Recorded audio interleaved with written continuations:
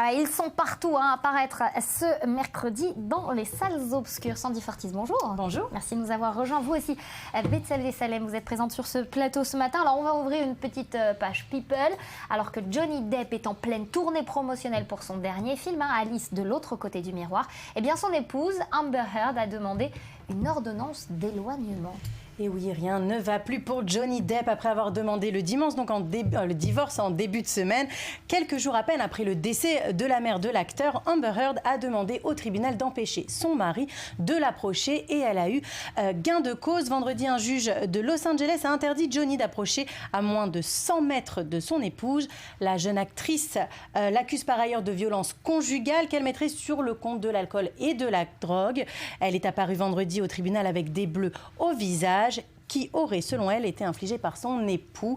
D'après le site américain TMZ, la star de Pirates des Caraïbes lui aurait jeté son iPhone en plein visage, image à la pluie. Alors Amber a également demandé au juge d'empêcher Johnny Depp d'approcher de leur chien, Pistol, une requête qui a cette fois été rejetée. Voilà, le divorce qui s'annonce difficile, Sandy.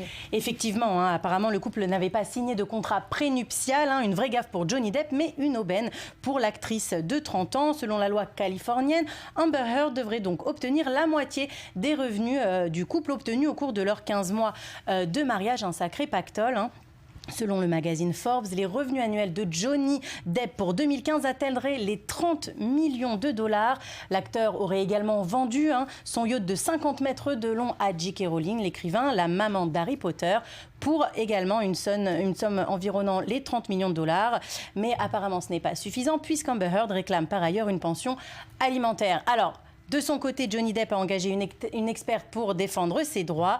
Il n'a pas vraiment voulu commenter ces allégations. Une affaire à suivre. À suivre donc, c'est triste quand on est fan de Johnny Depp. Merci Sandy. Betsabe, on va parler avec vous de la fête des mères. Obligé, c'est aujourd'hui, c'est dimanche. Un florilège d'attention. Obligé, c'est le mot tout à fait obligatoire.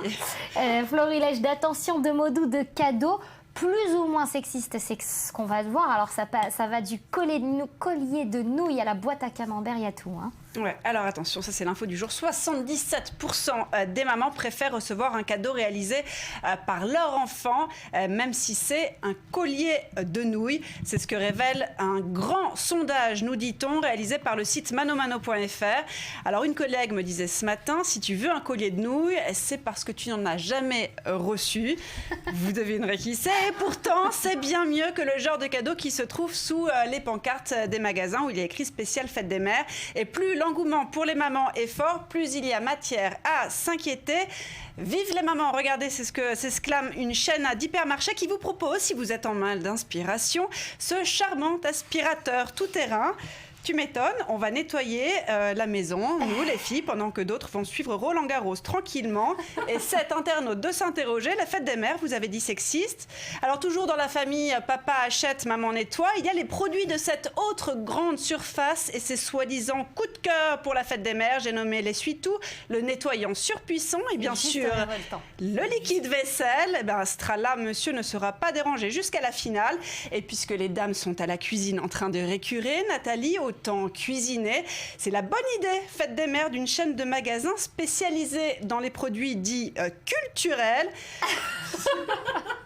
Sacré dilemme en tête de gondole entre l'encyclopédie du potager et la tarte quiche. Alors, je ne sais pas si vous avez une préférence. Non, c'est un peu comme la question, préférez qu'on vous enlève un bras ou une jambe. Alors, de quoi en énerver certaines prêtes à bondir, comme Caroline de Haast, féministe désormais qu'on ne présente plus, qui réagit ici à une pub maquillage pour les femmes, je cite, nées pour être de belles mamans, soit, je cite, une énorme bouse sexiste. Voilà, c'est l'avis de la dame.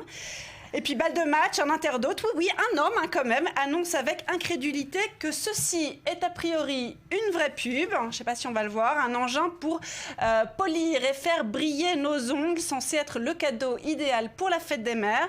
C'est sûr qu'après la vaisselle, on en a besoin. Et voilà, alors ça nous amène justement à un autre sondage, après ces fameux 77% pour le collier de nouilles. Exactement. Alors, c'est Toluna, un site d'avis rémunéré qui a récemment dévoilé les résultats d'un autre sondage, cette fois-ci sur les cadeaux les moins attendus par les mamans. Alors en tête, vous avez le fer à repasser, suivent de près le drone ou encore l'aspirateur. Vous souriez d'une façon, vous en avez déjà reçu, c'est ça ? Non.